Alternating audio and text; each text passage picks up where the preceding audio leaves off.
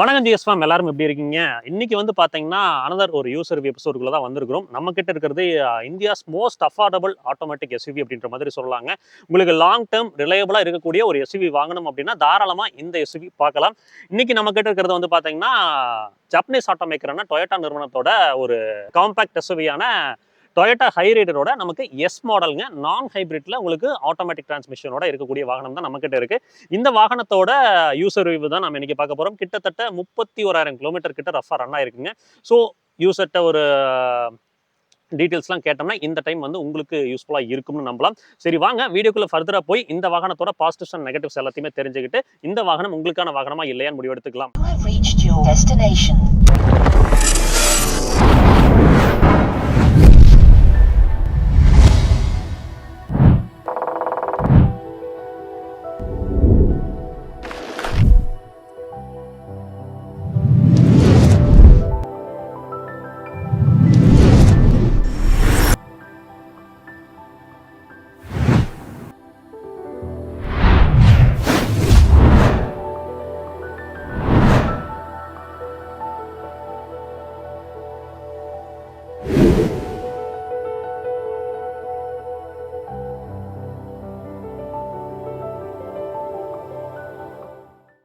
Loki, maybe நம்ம school சர்க்கிளில் நம்ம பசங்க வீடியோ பார்த்தாங்கன்னா தெரியும்னு நினைக்கிறேன். தெரிஞ்சிருக்கு. ஆமாம், நானும் லோகியும் வந்து பார்த்தீங்கன்னா சின்ன வயசுலேருந்தே ஸ்கூல் மேட்ஸ், அதுக்கப்புறம் ஒர்க் எல்லாமே ஒட்டுக்க தான் பண்ணிட்டு இருந்தோம். அப்புறம் இந்த வண்டி வாங்கும் போதும் கிட்டத்தட்ட ஒட்டுக்க தான் சுற்றிட்டு இருந்தோம். ஸோ லோகி, ஏன் ஹைரைடர் வாங்கணும்? நம்ம ஹைரைடர் மெயின் ரீசன் உனக்கு தெரியும். நம்ம ஃபர்ஸ்ட் போலோ வச்சிருந்தோம். சரி, சின்ன கார்ல இருந்து பெரிய கார் நம்ம மூவ் ஆன் ஆகலாம்னு பார்க்கும்போது தான் அப்போ நம்ம தேடிட்டு இருந்ததுல ஃபர்ஸ்ட் நம்ம டைகுன் தான் பார்த்தோம்னு நினைக்கிறேன். அப்புறம் டைகுன் நம்ம நண்பர் ஒருத்தர் தான் சொன்னாரு, போலோவையும் டைகுனையும் நிறுத்தினா ஒரே மாதிரி தான் இருக்குது, இதுக்கு நீ போலோவே வச்சுக்கல அப்படின்னு. அப்புறம் அப்படிங்கல நீ சொல்லி தான் அந்த ஹைரைடரே வந்தேன். ஸோ எனக்கு மெயினாக பிடிச்சது வந்து நம்ம அடுத்து எஸ்யூவி செக்மெண்ட் போகும்போது பட்ஜெட் ஃப்ரெண்ட்லியாக கொஞ்சம் கார் நல்லா பெரிய காராக இருக்கணும், கொஞ்சம் ஒரு லுக் வைஸ் நல்லா இருக்குன்னு பார்த்தேன். அதனால தான் மெயினாக வந்தோம். கிட்டத்தட்ட நமக்கு ஆன் ரோடு எவ்வளோ லோகி வந்தது? ஆன் ரோடு நம்ம எடுக்கும்போது கிட்டத்தட்ட 16,86,000 வந்துச்சு. 16,86,000 ரூபாய்க்கு இன்னைக்கு ஆட்டோமேட்டிக் எஸ்யூவி கிடையாது. அதுலயுமே மெயினா அந்த டார்க் கன்வெர்ட்டர் அந்த ஆப்ஷன்ஸோட கிடையாது. எனக்கு வந்து ரொம்ப பிடிச்சது அந்த கம்ஃபர்ட்.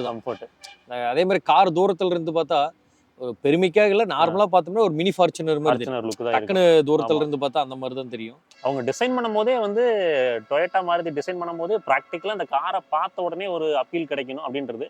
இன்னொன்று ப்ரைஸிங்கும் மற்ற பிராண்ட்ஸோட ப்ரைஸிங் கம்பேரிட்டிவ்லி பார்க்கும்போது இவங்களோட ப்ரைஸிங் ரொம்ப ஒர்த்தா இருந்துச்சு. அதுலயுமே நம்ம வந்து ஃபர்ஸ்ட் பாத்தீங்கன்னா பேஸ் மாடல் தான் புக் பண்ணோம். உனக்கு தெரியும் அது பேஸ் மாடல். ஆக்சுவலா எனக்கு இதுல பிடிச்சது என்னன்னா பேஸ் மாடல்ல எல்லா ஆப்ஷனும் கொடுத்துருந்தாங்க. பேஸ் மாடலுக்கும் ஹைபிரிட் மாடலுக்கும் லுக் வைஸ் எல்லாம் ஒண்ணுதான், உள்ள போனாதான் மாறுமே தவிர எல்லாமே பர்ஃபெக்டா இருந்துச்சு. அது இல்லாத காரணத்தினால தான் நம்ம இது போனோம். பட் வந்து இப்ப நான் யாருக்கு சஜஸ்ட் பண்றதுனாலுமே ஆட்டோமேட்டிக் எடுங்க தான் சொல்லுவேன். மேனுவலோட இருக்கிற ரியாலிட்டி இன்னைக்கு இருக்கிற டிராஃபிக். ஆமா, உண்மையுமே ஆட்டோமேட்டிக் இதுக்கும் வந்து அந்த இனிஷியலா போடுறப்ப ஒரு 1.5 வருது, அவ்வளவு வருது. பட் இருந்தாலுமே வந்து லாங் டேர்ம்க்குன்னு பார்க்கும்போது ஆட்டோமேட்டிக் வந்து எனக்கு தெரியும் இல்ல ரொம்ப ஒர்த்து. நம்ம கிட்டத்தட்ட எடுத்து 1 இயர்க்குள்ளதான் ஆகுது. 32,000 கிலோமீட்டர் ஓட்டிட்டேன். ஸோ எனக்கு வந்து இந்த ஃபீல் ஆட்டோமேட்டிக் எடுத்தங்காட்டி தான் கிடைச்சது. ஓகே, ஹைரைடர் அப்படின்றப்போ நமக்கு ஒரு 1500 சிசியில் ஒரு நேச்சுரல் ஆஸ்பிரேட்டட் இன்ஜின் கொடுத்துருக்காங்க. நிறைய பேர் சொல்றது வந்து பவர் பத்த மாட்டேங்குதுங்கிறாங்க. உண்மையாலுமே பவர் பத்த மாட்டேங்குதா, இல்லை வந்து அடிப்படை தேவைக்கு ஏற்ப இருக்கு? இல்லை, இப்போ என்ன மெயின் என்னன்னு கேட்டீங்கன்னா, இப்போ வந்து இப்போ நம்ம ஊரை பொறுத்த வரைக்கும், ஸோ நான் எங்கேருந்து நான் கார் எடுக்கிறேன் அப்படின்னாலும் ஈரோட்டில் ஓட்டுறேன், வேற எந்த ஊரில் ஓட்டுறனாலும் இனிஷியலாக நம்ம first gear, second gear, third கியர்னு போகும்போது என்ன பவர் இருக்கோ அது இதில் தாராளமாக இருக்கு. அப்புறம் இன்னைக்கு நம்ம ஃபர்ஸ்ட் கியர்ல போட்டு யாரும் 40-45 போக போறது கிடையாது. ஸோ அதுக்கேற்ற ஒரு அடிக்குவேட் பவர்லாம் வந்து இங்க தேவையும் கிடையாது. எனக்கு வந்து ஒரு இப்போ நான் வந்து இதுல வந்து 100லயும் போறேன், 120லயும் போயிருக்கோம். ஸோ நம்ம கரெக்டா ஓட்டுறதுக்கு வந்து பாத்தீங்கன்னா எனக்கு சூப்பராகவே இருக்கு. பட் என்னன்னா சம்டைம்ஸ் அது ஃபீல் ஆகும், நம்ம எல்லாமே சொல்ல முடியாது. இப்போ நம்ம டக்குன்னு ஒரு லாரி போயிட்டு இருக்கு, நான் மிந்தி நம்ம வச்சிருந்த காரையெல்லாம் கம்பேர் பண்ணும்போது ஆமா, இப்போ நம்ம சில கார்லாம் டீசல் கார்லாம் ஓட்டுறோம், டக்குன்னு இப்போ இந்த லாரியை ஓவர்டேக் பண்ணோம் அப்படின்னா அது யோசிக்காம ஓவர்டேக் பண்ணலாம். பட் இதுங்கீழ ஒரு நிமிஷம் யோசிச்சுட்டு தான் பண்ணணும். அது கம்பல்சரி இதை பண்ணி தான் ஆகணும். மற்றபடி என்ஜின் வந்து சத்தம் எனக்கு அதான் உங்கள்கிட்ட சொல்லியிருந்து 32,000 கிலோமீட்டர் ஓடிச்சு. இப்போ கூட நீ வரும்போது ஓட்டி பார்க்க சொன்னேன், ஒரு துளி நாய்ஸ் இல்லை. இது வந்து கார் வந்து இன்ஜின் ஆன்ல இருக்கா ஆஃப்ல இருக்கானே சம்டைம்ஸ் டோட்டலாவே தெரியாது. மெயின் இன்னொரு இதுல வந்து இது வந்து சொகுசுன்னு சொல்லலாம், டிராபேக்னு சொல்லலாம். இந்த கார் ஒரு 100 கிலோமீட்டருக்கு மேல ஓட்டினீங்கன்னா தூக்கம் வந்துடும். ஏன்னா எதுவுமே இந்த இன்ஜினைஸ் இருக்காது. இல்ல நாம அன்னைக்கு கோயம்புத்தூர் போனப்ப கூட நம்ம அதை ஃபீல் பண்ணுவோம். டோட்டலாவே எந்த ஒரு இதுவுமே இருக்காது. ஸோ அப்படியே வந்துட்டு நீட்டா தான் இருக்கும். அதாவது என்ஜின் பொறுத்த வரைக்கும் வந்து ரொம்ப ரிஃபைண்டா வச்சிருக்காங்க. இன்னொன்னு சத்தம் இல்ல, உள்ள வந்து என்ஜின் வைப்ரேஷன் எதுவுமே இல்ல, எதுவுமே கிடையாது. பவர் அப்படின்னு பார்க்கும்போது கிட்டத்தட்ட 101.64 பிஹெச்பியும் நினைக்கிறேன். 100 பிஹெச்பி பிளஸ்ங்க. அதுக்கப்புறம் டார்க் அப்படின்னு பார்க்கும்போது 136 என்எம். பட் இவ்வளவு பெரிய எஸ்யூவிக்கு வந்து பாத்தீங்கன்னா அதை அவங்க கேலிபிரேட் பண்ண விதம் வந்து பாத்தீங்கன்னா நல்லா பண்ணியிருக்காங்க. சூப்பரா பண்ணியிருக்காங்க. ஸோ இது ஏன்னா இப்போ இதை பொறுத்த வரைக்கும் மைலேஜும் கன்ஸ்ட்ரெயின். Main factor. இப்போ நம்ம சைடு இப்போ பெருமைக்கு பெரிய கார் எடுத்து வச்சு வீட்லயே நிறுத்தி வச்சிருப்பாங்க ஓட்ட முடியாம. ஏன்னா வெளியே எடுத்தா இப்போ நான் வந்து ஓப்பனா சொல்றேன், ஒரு தக்காளி வாங்குறனா கூட நல்ல கார் எடுத்துட்டு போவேன். அதெல்லாம் யோசிக்கிறது இல்லை. எனக்கு மைலேஜ்ல எப்படி இருந்தாலும் 18ங்கிறதெல்லாம் நான் ஓட்டுறதுக்கு எனக்கு கிடைக்குது. ஸோ உங்க ஃப்ரெண்டோட அப்போ சொன்னது கூட கம்மியான, பட் எனக்கு நல்லாவே கிடைக்குது. இப்போ நம்ம வந்து 32,000 கிலோமீட்டர் நம்ம கார் வாங்குறதே ஓட்டுறதுக்கு தான், எடுத்து சும்மா போட்டிக்குள்ள நிறுத்தி வைக்கிற கிடையாது. ஸோ அதையும் கொடுத்து இதையும் பண்ணும்போது சின்ன விஷயம் நம்ம காம்ப்ரமைஸ் பண்ணி தான் ஆகணும். ஏன்னா எல்லாத்துலேயுமே நம்ம இது பண்ண முடியாது. இது மெயினாக சொல்லி ஆகணும். நிறைய பேர் வந்து இந்த ஹை ரைடர் கிராண்ட் மீட்டரா போகும்போது டார்க் கவுண்டர் ஆட்டோமேட்டிக்கலாக மேனுவல் போகும்போது மைலேஜ் கிடைக்கலன்னு சொல்றீங்க. பட் உண்மையாக மைலேஜ் எப்படி எடுக்கலாம் அப்படின்றது இந்த வீடியோவில் நம்ம ஓட்டி காமிக்கிறப்ப சொல்கிறேங்க. ஆட்டோமேட்டிக்லேயே வந்து பார்த்தீங்கன்னா நாங்கள் கேரளா ட்ரிப்லாம் போனப்போ வந்து பார்த்தீங்கன்னா எங்களுக்கு வந்து ஆன் அண்ட் ஆவரேஜ் வந்து கிட்டத்தட்ட வந்து 17+. 17 அதாவது ஹில்ஸ் ஏறி இறங்கினப்பவே வந்து எங்களுக்கு வந்து 17+, அதாவது டேங்க் டு டேங்க் ஃபில் பண்ணி பார்த்தா 17+ கிடைச்சு. உங்களுக்கு இவ்வளோ பெரிய எஸ்யூவியில் வந்து நமக்கு 70+ங்கிறதுலாம் நல்ல மைலேஜ் வாய்ப்பே இல்லை. இன்னொன்று ஸ்மார்ட் ஹைப்ரிட்டும் கொடுத்துருக்காங்க. 48 volt ஸ்மார்ட் ஹைப்ரிட் சிஸ்டம் அசிஸ்டன்ஸும் இருக்குது. ஸோ என்ஜினை பொறுத்த வரைக்கும் குறைகள் இல்லை. அடுத்து உள்ள இன்டீரியரில் போய் பார்த்துடலாம் லோகி. தாராளமாக பார்க்கலாம். மெயின் இன்னொரு விஷயம், ஹெட்லைட் வெளிச்சம் கரெக்டாக இருக்கா? இல்லை ஹெட்லைட் அதான் என்னன்னா இப்போ நம்ம ஃப்ரெண்ட்ஸ் எல்லாரும் ஓட்டின வகையில் யாருக்குமே வந்து அந்த அளவுக்கு விசிபிள் இல்லைங்கிறாங்க. ஓப்பனாக நான் சொல்கிறேன். பட் எனக்கு தெரிவிக்கல. எனக்கு ஒரு பர்சனலாக வந்து எனக்கு ஒன்றும் பெரிய விஷயமா எனக்கு தெரிவிக்கல. பட் கம்பேரிட்டிவ்லி அதர்ஸை நம்ம கம்பேர் பண்ணும்போது எனக்கு என்னமோ அது கொஞ்சம் அது மட்டும் ஹெட்லைட் வெளிச்சம் மட்டும் கொஞ்சம் நல்லா கொடுத்துருந்துருக்கு. ஆமா, இன்னும் கொஞ்சம் அது மட்டும் இம்ப்ரூவ் பண்ணியிருக்கலாம். மோசம் இல்லை தெரியும், அதாவது எனக்கு நல்லாவே தெரியுது. பட் டூமோட இதே பார்த்தீங்கன்னா சின்னதாக தான் வரும். பட் என் ஃப்ரெண்ட்ஸ் நிறைய பேர் ஓட்டுனதுல எல்லாமே சொல்ற சஜஷன் என்னன்னு கேட்டிங்கன்னா, நீ பேசாம இதை தூக்கிட்டு வார்ம் லைட் போட்டுங்கிற மாதிரி தான் சொல்றாங்க. வெளிச்சம் பத்தாதுன்னு கேட்டுதான் அது மட்டும் கொஞ்சம் இம்ப்ரூவ் பண்ணியிருக்கலாம். ஓகே. இன்டீரியர் அப்படின்னு பார்க்கும்போது லோகி பிளாஸ்டிக்கோட குவாலிட்டிலாம் நல்லா இருக்குன்னு தோணுதா? இல்லை ஆக்சுவலா உண்மையை சொல்லாம போய் சொல்லலாம். இல்லை உண்மையே சொல்ல போனா ஆக்சுவலா இது இந்த ஏசி வெண்ட் இருக்கு பாத்தீங்களா, இது வந்து நான் கார் வாங்கி இதோட 3 டைம் மாத்திட்டேன். சரியா? இது ஒண்ணும் இல்லை, இப்படி புஷ் இந்த மாதிரி தான் இழுத்தா வந்துருது. இதை நான் மாத்திரக்க மறுபடியும் ஆர்டர் போட்டிருக்கேன். உனக்கு தெரியும் வீட்டுல ஆதி பையனும் அவனும் வந்து ஒரு டைம் இழுத்தா வந்துருச்சு, கையோட வந்துருச்சு. ஸோ எனக்கு என்னன்னா ஒரு 17 லட்ச ரூபா ஓட்டு கார் வாங்கியிருக்கிறோம். இதை கொஞ்சம் ஒழுக்கமா கொடுத்துருக்கலாம் தோணுச்சு. ஏன்னா நான் மித்த கார்ல எல்லாம் பார்த்தா நல்லா கொடுத்துருந்தாங்க. ஸோ அது வந்து என்ன பொறுத்த வரைக்கும் பிளாஸ்டிக் வைஸ் வந்து அந்த அளவுக்கு சரியில்லை. ஏன்னா இது கண்ணு முன்னாடி நான் தான் எடுத்துக்கலாம். அதான் ரேட்டில் ஆகுதல் எதை குளிர் விடும்போது பிளாஸ்டிக் அதெல்லாம் எதுவுமே இல்லை. அந்த நாய்ஸ்ல எல்லாம் தெளிவா ஒட்டி கொடுத்துருக்காங்க. அதுல எல்லாம் எதுவுமே கிடையாது. பட் என்னன்னு கேட்டா இந்த மாதிரியான ஒரு சின்ன சின்ன விஷயங்கள் தான் பிரச்சனை. அதே மாதிரி ஸ்டேரிங் அதனோட இது நமக்கு பர்ஃபெக்டா இருக்கும். அதனோட ஸ்மூத்னஸ் ஹார்ட்னஸ் எல்லாமே பர்ஃபெக்டா இருக்கும். நம்ம இந்த யூஸ் பண்ற இந்த பட்டன்ஸ் எல்லாமே பர்ஃபெக்டா இருக்கும். அதுல எல்லாம் நோ காம்ப்ரமைஸ். நான் வந்து சில டைம்ஸ் போன் பேசிட்டு நம்ம ஏதாவது ரஃப் ஹேண்ட்லிங் பண்ணா கூட இதாகல. இந்த ஏசியில் இருக்கிறது வந்து கொஞ்சம் பிரச்சனை வச்சுக்கணும். செட் இப்படி இருக்கு, செட்டு ஆடியோ தான் ப்ளே பண்ண முடியுமா? செட்டு தாராளமாக ப்ளே பண்ணலாம்.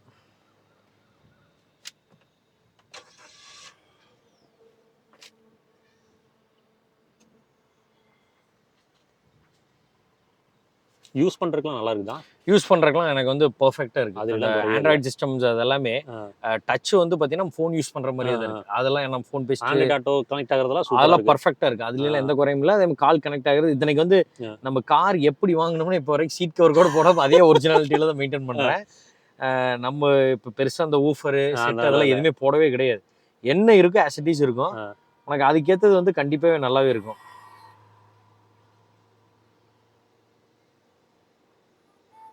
இந்த பாட்டே வெயில் சவுண்டு நல்ல பாட்டு தான்.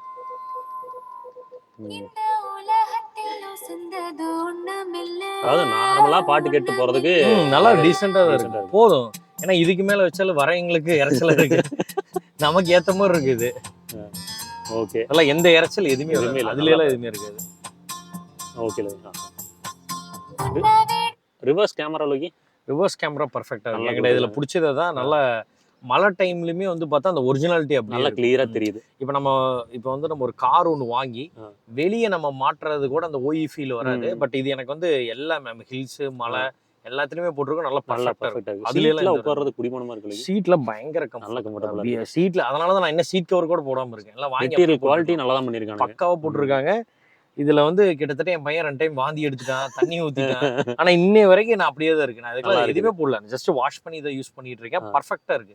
அதெல்லாம் ஏன்னா அந்த மாதிரியான குவாலிட்டி இல்லாம இருந்திருந்தா இந்நேரம் போயிருக்கும். நம்ம வாங்கி கிட்டத்தட்ட நியர்லி 1 வருஷத்துக்கு மேல இவ்வளவு கிலோமீட்டர் ஓட்டி இருக்கோம். பட் எந்த ஒரு இதுவுமே எல்லாமே நீட்டா இருக்கு. ஓகே, பின்னாடி ஸ்பேஸ் நல்லா இருக்கு. பின்னாடி ஸ்பேஸிங்கில் எனக்கு நல்லா 5 பேர் கம்ஃபர்டபுளா போகலாம். நல்லா ஃபேமிலியா போற மாதிரி இருந்தா.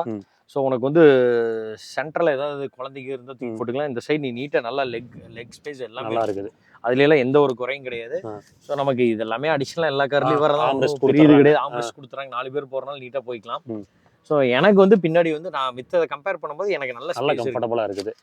ஏன்னா இதுக்கு மேல ஸ்பேஸ் இருந்தாலும் நம்ம ஒன்றும் படுக்க போறது இல்லை. ப்ராக்டிக்கலா தான். நமக்கு வந்து கால் நீட்டுருக்கு, லாங் போறதுக்கு எல்லாத்துக்குமே இது வந்து பர்ஃபெக்டா தான் இருக்கு. பூட் ஸ்பேஸும் அதிகம். தாராளம் பூட் ஸ்பேஸ் எல்லாம் தாராளம். அதுல வேணா ஒரு ஆள் வேணா படுத்து போகலாம்.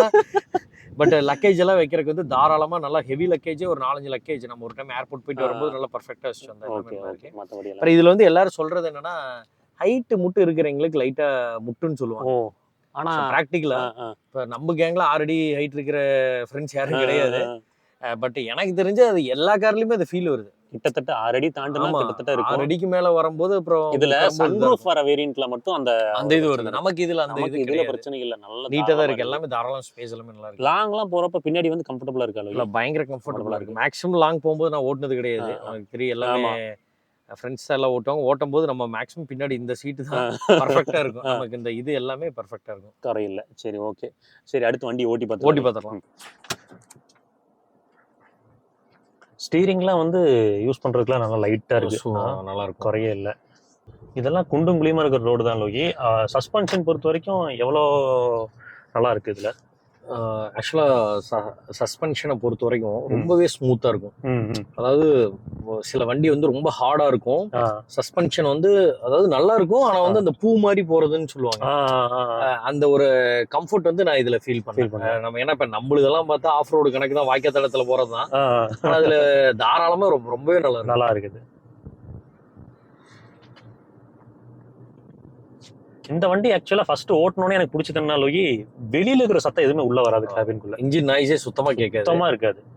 வெளியில ஏதாவது வண்டி போகிறது இல்லை முதல்ல எல்லாம் வந்து பழைய வண்டியெல்லாம் நம்ம வச்சிருந்தோம்ல, அதுல என்னன்னா டயரோட நாய்ஸ், வெளியில காத்து சத்தம், இதெல்லாம் வந்து ஒரு 80 கிலோமீட்டர் 90 கிலோமீட்டர் போனா உள்ள வரும். இதுல வந்து அந்த மாதிரி எந்த ஒரு சத்தமும் உள்ள வரதில்லை. டோட்டலா எதுவுமே இருக்காது. அதே மாதிரி வந்து நம்ம ஒரு 80+ 90 எல்லாம் போகும்போதுமே நமக்கு எந்த ஃபீலுமே தெரியாது. வண்டி ஆன்ல இருக்கா, ஆஃப்ல இருக்கா, புது வண்டி எல்லாமே அப்படி இருக்கு. பட் இதுல எல்லாம் என்னன்னா அந்த கம்ஃபர்ட், அந்த லக்ஸுரி நல்லா இருக்கும். அதே மாதிரி பிரேக்கிங் வந்து பர்ஃபெக்டா இருக்கும். 4 வீல் டிஸ்க் பிரேக் கொடுத்துருக்கறனால பர்ஃபெக்டா இருக்கும் பிரேக்கிங். அதாவது டக்குன்னு இப்படி ஜம்ப் பண்றதோ சடன் பிரேக் போட்டா கூட அந்த மாதிரியான ஒரு ஃபீல் எல்லாம் எதுவுமே இருக்காது. பாடி ரோல் இருக்க லோகி, வண்டி நல்ல ஹைட்டா இருக்குது. ஏதாவது வேகமா போய் திரும்புறப்போ வண்டி வந்து உமையிற மாதிரி ஏதாவது இது நாள் வரைக்கும் எனக்கு இது அது ஃபீல் ஆகல. அப்புறம் அதுல வந்து நம்ம டிரைவிங் ஸ்கில்ஸை பொறுத்ததும் இருக்கு. நிறைய பேர் திருப்ப திருப்பினோம்னா அந்த மாதிரி வந்து எப்பேற்பட்ட ரோல் ஆகும். நம்ம நேக்கா திருப்புறங்க இது நாள் வரைக்கும் எனக்கு அந்த மாதிரி எதுவுமே ஃபீல் ஆனது இல்லை.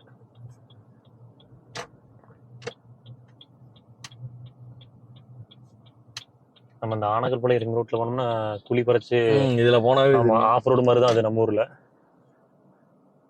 இல்ல இந்த ஆஃப் ரோடு கண்டிஷனுக்குன்னா நம்ம வயநாடு எல்லாமே எடுத்துட்டு போனோம். ஆமா, வயநாடு எடுத்துட்டு போனா ஏற்காட்டுல நான் ஒரு ஆஃப் ரோடு விட்டு ஓட்டி பார்த்தேன். அதெல்லாம் எந்த ஒரு என்ன டயர் தான் சேதாரமே தவிர வண்டிக்கு எந்த எதுவுமே இல்லை. ஏசி எப்படி இருக்கு லோகி? லாங்குக்குலாம் ஏசி எனக்கு நான் இத்தனைக்கு நான் சொல்றேன், நம்ம கார் வந்து உள்ளபடி ஒரிஜினாலிட்டி. ஷோரூம்ல இருந்து என்ன கண்டிஷன் அதுதான். ஏன்னா இன்னும் சன்ஃபிலிம் போடல.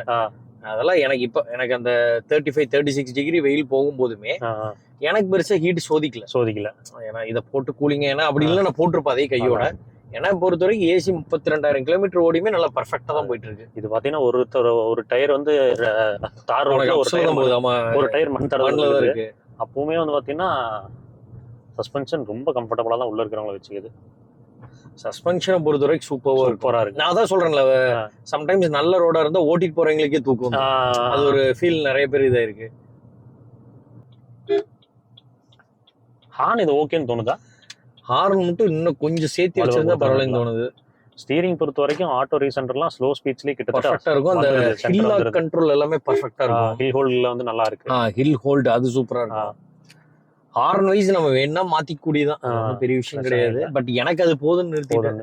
ஆக்சுவலா மாருதி சுசுகி டொயோட்டாவும் கொலாப் பண்ணி ஒரு வண்டி தயாரிச்சதுக்கு அப்புறம் நோக்கி ஸ்டீரிங் அப்படின்னு பார்க்கும்போது ஓரளவுக்கு ஃபீட்பேக் ரிட்டன் டு சென்டர் ஆக்ஷன்லாம் வந்து பாத்தீங்கன்னா இந்த கிராண்ட் விட்டாரா ஹை ரீடர்ல மட்டும் தான் கொடுத்துருந்தாங்க. இன்னுமே இப்போ புதுசா வர பலினோவா இருக்கட்டும், மற்ற கார்களா இருக்கட்டும், ஸ்டீரிங்ல வந்து ஒரு ஃபீட்பேக்கே இருக்காது. நீங்க திருப்புறப்போ வந்து அது ஆட்டோமேட்டிக்கா நமக்கு வந்து அந்த ஃபீட்பேக் கொடுத்தா நல்லா இருக்கும்.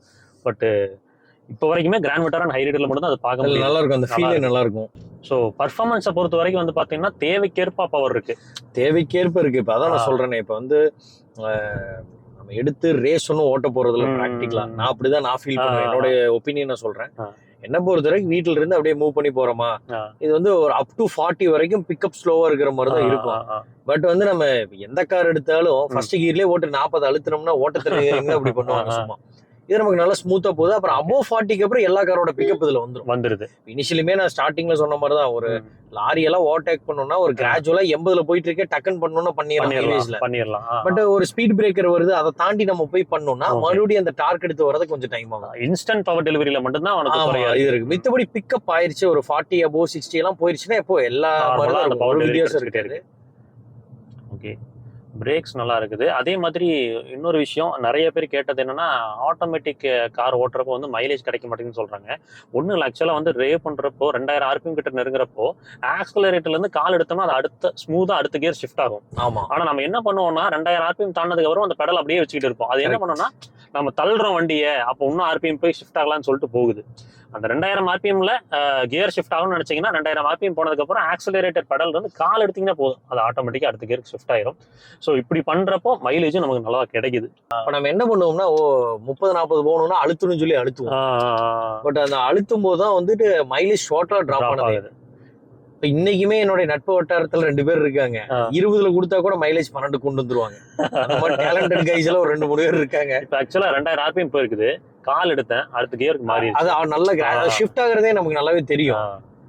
ஸோ நம்மளோட டிரைவிங் ஸ்டைல் வந்து கொஞ்சம் காருக்கு அடாப்டிவா போயிட்டோம்னா கம்பல்சரி எனக்கு தெரிஞ்ச பிரச்சனைகள் வராது. இல்ல 100% வந்து 20ங்கிறதுல சாலிடா மைலேஜ் எடுக்கலாம் ஹைவேஸ் எல்லாம் போகும்போது.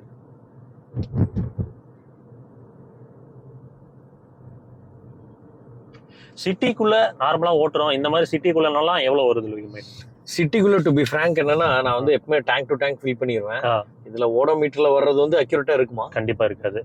சோ எனக்கு ஆவரேஜ் போட்ட வகையில ஏன்னா நம்மளோட இது வில்லேஜுக்குள்ள இருக்கு, எப்படி கணக்கு போட்டாலும் 16க்கு 16 கம்மியா எனக்கு குறைஞ்சதே இல்லை.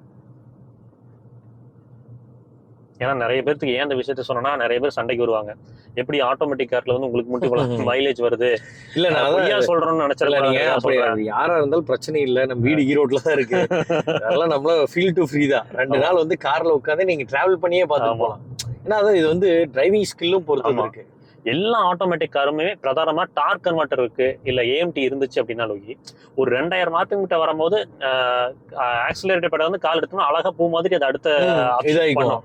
அப்ப என்னன்னா நமக்கு அதிக RPM போகாம கரெக்டா கியர் ஷிஃப்ட். இதுலயுமே இதுல எனக்கு அந்த அளவுக்கு டெக்னிக்கலா தெரியாது. நான் ஓட்டின வகையில இப்போ ஒரு 100 மீட்டருக்கு அந்த சைடு வந்து ஒரு ஸ்பீட் பிரேக்கர் இருக்கு.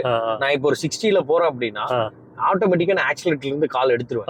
சோ கிராஜுவலா நம்ம போற ஸ்பீடே அந்த இடத்துல ஸ்லோ ஆகி அதுவே ஆட்டோமேட்டிக்கா நீங்க வந்து பிரேக் அப்ளை பண்ணாமயே ஸ்பீட் பிரேக்ல இருந்து என்னம்னா இன்னும் அதுல எல்லாம் மைலேஜ் நிறைய கிடைக்கும். இன்னொன்னு வியர் அண்ட் டியர் குறையும். இப்போ பிரேக்ஸோட வியர் அண்ட் டியர் குறையும். அது நம்ம அப்படியே போக போக இந்த ஸ்கில்ஸ் எல்லாம் வளர்த்தோம்னா மைலேஜ் சூப்பரா எடுக்கலாம். இன்னொன்னு இதுல அந்த ஸ்மார்ட் ஹைபிரிட் டெக் இருக்கிறதுனால வந்து அந்த பவர் அசிஸ்டன்ஸ் கிடைக்கிறதுனால வந்து பாத்தீங்கன்னா நீங்க சொல்ற மாதிரி இப்போ நம்ம பிரேக்ஸ் இப்போ இந்த மாதிரி ஸ்பீட் பிரேக்கர்லாம் போறோம், கால் எடுத்து ஓட்டுற போது அந்த ரீஜன் நடக்குது. கண்டிப்பா நடக்கும்.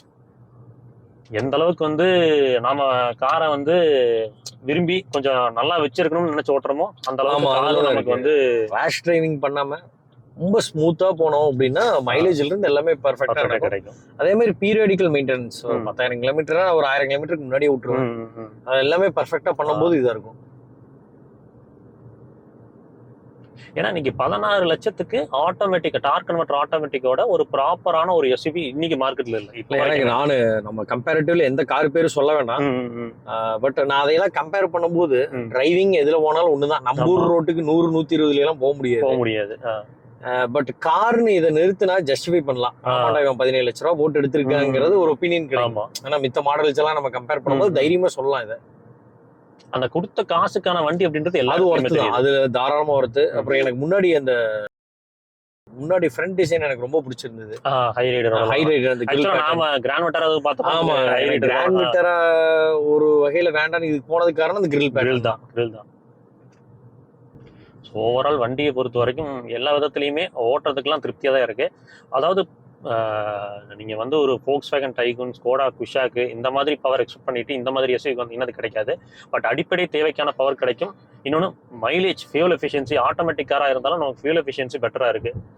ஸோ எனக்கு தெரிஞ்சு நமக்கு எல்லா விஷயங்களையுமே சொல்லியாச்சு, எல்லாமே ஓப்பனாக தான் சொல்லியிருக்கு. அதான் சொன்ன மாதிரி தான், குஷாக் டைகூன் அதனுடைய பவர் நம்ம இதில் எதிர்பார்க்க முடியாது. பட் அதோட இது பெரிய கார் தூரத்துல இருந்து பார்க்கும்போது. ஆமா, நம்ம ஊர் மக்களுக்கு இப்ப நான் அப்படிதான் பார்ப்பேன். இப்ப மினி கூப்பரே போனாலும் 50 லட்ச ரூபா இருந்தா அது நம்ம கவலை இல்லை. என்ன பொறுத்தவரைக்கும் சின்ன கார், ஏன்னா அது ஒருத்தரோட மென்டாலிட்டி பொறுத்தது. ஸோ டன், ஃபைனலாக கன்க்ளூஷன் என்னன்னு சொல்லிடலாம். ஓகே, வண்டி எல்லாமே ஓட்டி பார்த்துட்டோம். ஃபைனலாக வந்து எல்லாத்துக்கும் முக்கியம் சர்வீஸ் காஸ்ட். டொயோட்டால சர்வீஸ் வந்து நல்லா இருக்குன்னு கேள்விப்பட்டிருக்கேன். எப்படி இருக்கு? ஆக்சுவலாக இதில் வந்து எனக்கு ரொம்ப பிடிச்சது இந்த சர்வீஸ் தான். இப்போ நார்மலாக நம்ம இதுக்குன்னு ஒரு தனி அப்ளிகேஷன் வந்துடுது, அதிலே நம்ம அப்பாயின்மெண்ட் போட்டுக்கலாம், ஐ2 சொல்லிட்டு. ஸோ அதிலே நம்ம எல்லாமே போட்டுக்கலாம். ஓகே, போட்டு அதே மாதிரி வந்து நீ அங்கே போனேன்னா நாட் மோர் தென் ஒரு 2 hours, மேக்ஸிமம் 2 to 3 hours ஒரு ஆயில் சர்வீஸ்க்கு. ஓகே, எனக்கு இன்னும் ரொம்ப பிடிச்சது என்ன, இவ்வளோ பெரிய காரை எடுத்துகிட்டு எங்கள் வீட்டில எல்லாம் கூட எப்பரா மெயின்டைன் பண்ணீங்க அப்படின்னாங்க. ஏன் நான் வீட்டில் வந்து டிவிஎஸ் ஜூபிட்டர் பைக் வச்சிருக்கேன். உண்மையாலுமே அதை விட இது மெயின்டெனன்ஸ் காஸ்ட் எனக்கு கம்மியாக தான். அது எதை ஒன்று பண்ணி விட்டுறானுங்க. இது எனக்கு வந்து ஒரு சர்வீஸுக்கு வந்து பார்த்தீங்கன்னா ஸ்டார்டிங்கில் 4500 ரூபா வந்தது. ஓகே, இப்போ 20,000 கிலோமீட்டரில் 4800 ரூபா வந்தது. இப்போ கடைசியாக வந்து 4900 ரூபா வந்துச்சு. 30,000. ஆமாம், 30,000 கிலோமீட்டர் சர்வீஸ் 5000 வருது மேக்ஸிமம். இதனால வரைக்கும் எனக்கு 5000 ரூபாய் தாண்டதில்லை. அதில் வந்து இவங்க பண்ணுறது என்ன, அந்த தேவையில்லாத ஆர்டர் மூவர்னு சொல்லி ஒன்று போடுறாங்க 650 ரூபாய்க்கு. அது ஆக்சுவலாக நமக்கு தேவை கிடையாது, சரின்னு சொல்லி விட்டுறது. எல்லாம் சேர்த்தியே நமக்கு 5000 ரூபாய் தாண்டாது. சர்வீஸ் வைஸ் வந்து ரொம்ப தி பெஸ்ட்டாக இருக்குது. சரி, ஓவராலாக வந்து இந்த வாகனத்தோட பாசிட்டிவ்ஸ் அண்ட் நெகட்டிவ்ஸ் எல்லாத்தையுமே சொல்லியிருக்கிறோம். அதுக்கப்புறம் வந்து பார்த்தீங்கன்னா இந்த வண்டியை வாங்கலாமா வேண்டாமான்னு ஃபர்தராக நீங்கள் முடிவு எடுத்துக்கலாம். இந்த வண்டியோட டீட்டெயில் ரிவ்யூ லிங்க் வந்து பார்த்தீங்கன்னா நம்மளோட டிஸ்கிரிப்ஷனில் லிங்க் கொடுத்துருக்கேன், செக் பண்ணி பாருங்கள். யூசர் ரிவ்யூ பொறுத்த வரைக்கும் அவர் கிட்டத்தட்ட வந்து பார்த்தீங்கன்னா ஒரு வருஷத்தில் 30,000 கிலோமீட்டர் ஓட்டியிருக்கிறாரு. அதில் என்ன ஒரு எக்ஸ்பீரியன்ஸ் பண்ணாரோ அது எல்லாத்தையுமே சொல்லியிருக்கிறோம். இன்னொரு யூசர் ரிவ்யூவில் பெட்டரான இன்ஃபர்மேஷனோட சந்திக்கலாம். அது வரைக்கும் எப்பவுமே சொல்கிறதா, ரோட்டில் போய் வரப்போ உங்களை நம்பி எப்படி ஒரு குடும்பம் இருக்கோ அதே மாதிரி ரோட்டில் போய் வர சக மனிதர்கள் நம்பி நேசிக்கிற ஒரு குடும்பம் இருக்குது. அதை சர்ச்சரை வேணாம், பத்திரமா போய் பத்திரமா வாங்க. Take care, bye bye. Thank you.